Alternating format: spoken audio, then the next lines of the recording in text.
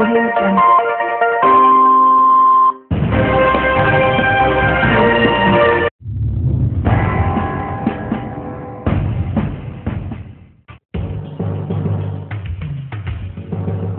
आजमगढ़ के जहानागंज थाना क्षेत्र के हंसापुर गांव में पूर्व ज्येष्ठ प्रमुख चंद्रजीत की गोली मारकर हमलावरों ने हत्या कर दी। हत्या के पीछे जमीनी रंजिश बताई गई है। पुलिस अधिकारियों का कहना है कि हत्यारों की गिरफ्तारी के लिए टीमें गठित कर दी गई हैं और शीघ्र ही गिरफ्तारी कर ली जाएगी। जहानागंज थाना क्षेत्र के हंसापुर गांव निवासी 65 वर्षीय चंद्रजीत यादव को 1980 में ज्येष्ठ प्रमुख के अलावा कोऑपरेटिव सोसाइटी के सरपंच रहे हैं।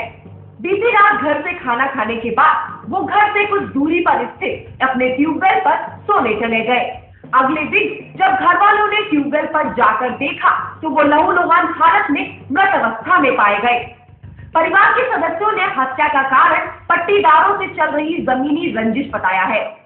जमीनी विवाद था, फर्जी ढंग से लोगों ने रजिस्ट्री करा लिया था, उसी मुकदमा चल रहा था और खारिज दाखिल करने उसी पर आपत्ति थी।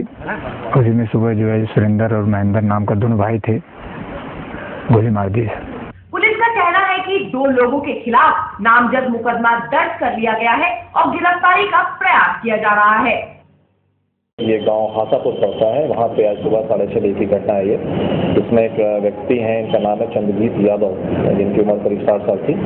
इनकी कोई जमीनी रंजिश चल रही थी, उस रंजिश के कारण इनकी आज हत्या कर दी गई है। और जो हत्या करने वाले लोग हैं सुरेंद्र और महेंद्र, ये बलनापुर के हासापुर के पास से ही हैं। मुकदमा दर्ज किया गया है और अभियुक्तों को पकड़ने के लिए गिरफ्तारी की जा रही है।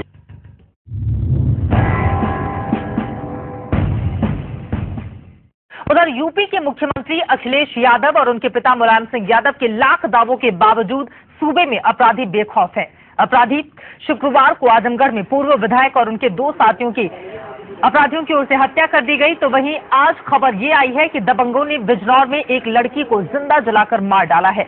घटना बिजनौर के हिमपुर इलाके की है, जहां गांव के ही 5 दबंगों ने पेट्रोल डालकर 18 साल की एक लड़की को जिंदा जला दिया।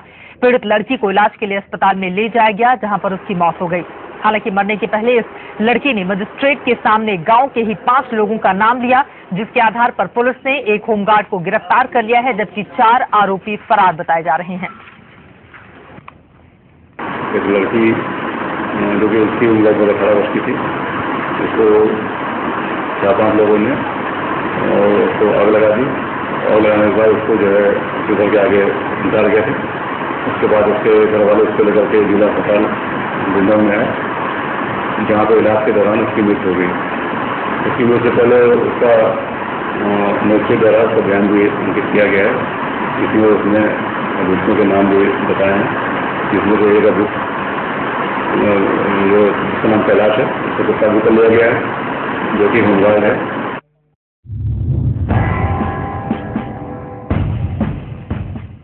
यूपी के हरदोई में 17 साल की एक लड़की को जिंदा जलाने का मामला सामने आया है। लड़की को जिंदा जलाने का आरोप उसके जीजा पर है। बरेली की रहने वाली लड़की अपनी बहन के घर आई थी, जहां उसके जीजा ने उसे अपनी हवस का शिकार बनाना चाहा। लड़की ने जब इसका विरोध किया तो आरोपी जीजा ने उसे जिंदा जलाकर मार डाला। इस घटना के बाद आरोपी फरार है। पुलिस मामले की जांच में जुटी है।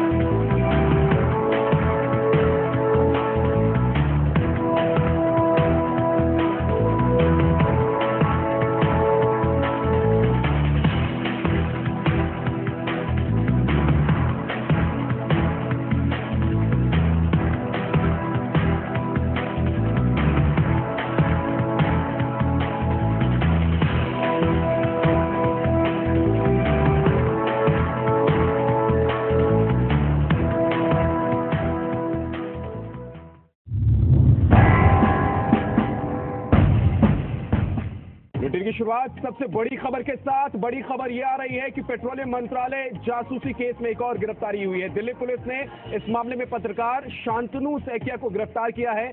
शांतनु सैकिया वेब पोर्टल चलाते हैं। इसके साथ ही इस मामले में अब तक 6 लोग गिरफ्तार हो चुके हैं। अब तक जो खुलासा हुआ है उसके मुताबिक पेट्रोलियम मंत्रालय के 2 कर्मचारी भी गोपनीय दस्तावेज लीक करने के काम में शामिल है। लेकिन जो नई गिरफ्तारी हुई है वो एक पत्रकार की हुई है। शांतनु नाम है, इनका वेब पोर्टल चलाते हैं। इन्हें दिल्ली पुलिस ने गिरफ्तार किया है। क्राइम ब्रांच ने जिन 6 लोगों को गिरफ्तार किया है उनमें 2 पूर्व कर्मचारी भी शामिल हैं। ये लोग पत्रकार शांतनु सैकिया को जानकारी मुहैया कराते थे और शांतनु उन्हें बिजनेस घरानों को देता था। हम आपको बता दें कि जासूसी से जुड़े इस पूरे मामले में 2 बड़ी ऑयल कंपनियां आरोपों के घेरे में है। ये है रिलायंस इंडस्ट्रीज और एसआर। दिल्ली पुलिस ने बीती रात दोनों कंपनियों के दफ्तर पर छापेमारी कर अहम दस्तावेज और कंप्यूटर के हार्ड डिस्क जब्त किए हैं। पुलिस ने आरआईएल के एस सक्सेना और एसआर के विनय को पूछताछ के लिए हिरासत में लिया है। इसके अलावा मेलबर्न में एक एनर्जी कंसल्टेंसी चलाने वाले प्रयास जैन से भी पूछताछ हो रही है। तो पेट्रोलियम मंत्रालय से इंफॉर्मेशन लीक के इस पूरे मामले में अब 6 गिरफ्तारी हो चुकी है। जो नई गिरफ्तारी हुई है वो पत्रकार शांतनु की हुई है। जितेंद्र शर्मा हमारे साथ जुड़ गए हैं। जितेंद्र, शांतनु की गिरफ्तारी किस आधार पर हुई है और पुलिस इनके बारे में अब क्या जानकारी जुटा पाई है अब तक? शख्स है वो शख्स है जो कि इन 5 लोगों का जो कल गिरफ्तार किए गए थे क्राइम ब्रांच के द्वारा उनका इस्तेमाल कर रहा था। शांतनु सैकिया एक जर्नलिस्ट है और एक वेबसाइट चलाता है जो कि पेट्रोलियम मिनिस्ट्री से जुड़ी हुई है। और शांतनु सैकिया को कहा जाए तो एक तरह से मिडलमैन का तौर पर भी काम कर रहा था, क्योंकि जो बड़े बिजनेस हाउसेज है जिनको फायदा पहुंचाना है, ये शांतनु सैकिया जो डिटेल्स थी इनको वहां से चोरी करवा करके फिर इन बिजनेस हाउसेज के साथ डील भी किया करता था। हालांकि और भी डिटेल्स की जांच की जा रही है, लेकिन इतना जरूर पाया गया है कि इसके पास से काफी अहम दस्तावेज पुलिस को मिले हैं जो कि इसके पास नहीं होने चाहिए थे और उसी के आधार पर गिरफ्तार किया गया। और साथ ही जो 5 लोग गिरफ्तार किए गए थे उनसे भी इस बात की पुष्टि हो चुकी थी कि जो डॉक्यूमेंट्स वो चुराया करते थे मिनिस्ट्री से वो उसके बाद शांतनु सैकिया को दिया करते थे।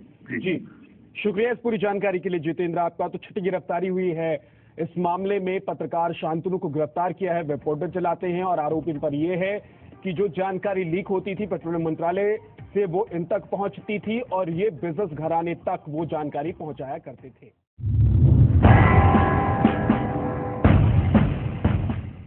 मुझे उम्मीद के रास्ते पे तू ले चल मुसाफिर, जहां पर बेटियां भी ख्वाब देखें, पंख फैलाएं, नए यूपी में वो जो करना चाहें सब वो कर पाएं, जहां पर धान की बाली से छन के धूप आती हो, जहां मेहनत पसीने से कमाई खूब आती हो, जहां हो सब बराबर यूं, जहां ना कोई छोटा हो, जहां उम्मीद के दर से कोई खाली न लौटा हो, जहां पर रोशनी से जगमगाएं गांव की गलियां, जहां गन्ना हो मीठा ऐसे जैसे ख्वाब की फलियां।